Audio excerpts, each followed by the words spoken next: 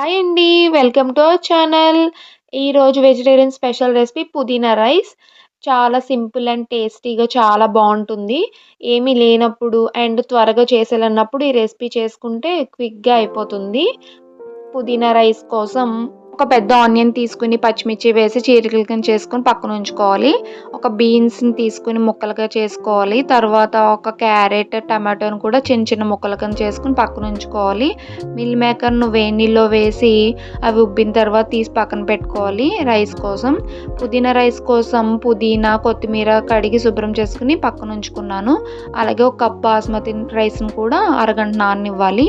తర్వాత ఒక blender jar తీసుకొని అల్లం, వెల్లుల్లి పీసెస్ ఏసుకొని, కొత్తిమీర, పుదీనా వేసుకొని మెత్తని పేస్ట్‌లా బ్లెండ్ చేసుకోవాలి.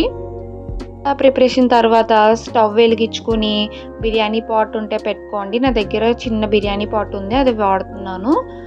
తర్వాత 2 స్పూన్స్ నెయ్యి వేసుకోవాలి. ఇక్కడ మీరు నెయ్యి ఉంటే వేసుకోవచ్చు. లేదంటే ఆయిల్ కూడా వాడుకోవచ్చు. నేను ఫ్లేవర్ కోసం బావుంటుందని నెయ్యి వేశాను. తర్వాత మన దగ్గర ఏ మసాలా దినుసులు ఉంటే అవి వేసుకొని వేయించుకున్న తర్వాత కట్ చేసుకున్న ఆనియన్, పచ్చిమిర్చి పీసెస్ వేసి మూత పెట్టుకొని ఒక 2, 3 మినిట్స్ మగ్గించుకోవాలి. లైట్ గోల్డెన్ బ్రౌన్ కలర్ వచ్చే వరకు. లైట్ గోల్డెన్ కలర్ వచ్చాక పుదీనా పేస్ట్ వేసుకోవాలి.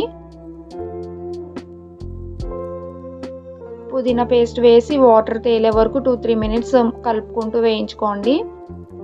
చూడండి వాటర్ పైకి తేలాయి. వాటర్ బాగా ఇంకే వరకు మూత పెట్టుకొని ఒక 2, 3 మినిట్స్ పాటు ఉడికించుకోండి. పుదీనా పేస్ట్ ఉడికిన తర్వాత కట్ చేసుకున్న బీన్స్, క్యారెట్ అండ్ బఠానీ వేసుకొని మూత పెట్టుకొని 2 నిమిషాలు బాగా ఉడికించుకోవాలి. తర్వాత టమాటో, మిల్ మేకర్ పీసెస్ వేసుకొని టమాటో సాఫ్ట్ అయ్యే వరకు వేయించుకోండి ఫ్రెండ్స్. ఇక్కడ మీరు వెజిటబుల్స్ ఉంటే వేసుకోండి. లేదంటే లేదు. ఆనియన్స్ వేసిన తర్వాత పేస్ట్ వేగిన తర్వాత డైరెక్ట్ రైస్ వేసేసుకోవచ్చు.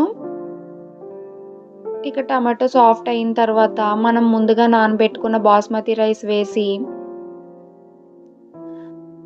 రైస్‌ని ఒక నిమిషం పాటు తిప్పుతూ వేయించుకోవాలి స్లోగా. లేదంటే రైస్ విరిగిపోతుంది ఇక్కడ. తర్వాత ఒక కప్పు బాస్మతి రైస్‌కి 1 కప్పు వాటర్ పోసుకొని కలుపుకొని ఈ స్టేజ్‌లో సాల్ట్ వేసుకొని టేస్ట్‌కి తగ్గట్టుగా కొద్దిగా కొత్తిమీర వేసుకొని లో ఫ్లేమ్‌లో పెట్టుకొని ఉడికించుకోవాలి. ఒక 10 మినిట్స్‌కి రైస్ అంతా కుక్ అయిపోతుంది. చూడండి. ఈ స్టేజ్‌లో తడి లేకుండా చూసుకోండి. తడి ఉంటే ఒక 5 మినిట్స్ బాయిల్ చేసుకోండి. లో ఫ్లేమే పెట్టుకొని. దించేసుకొని చల్లారిన తర్వాత సర్వ్ చేసుకుంటే రైతాతో సూపర్‌గా ఉంటుంది. ఇలాంటి మంచి మంచి రెసిపీస్ కోసం ప్లీజ్ సబ్స్క్రైబ్.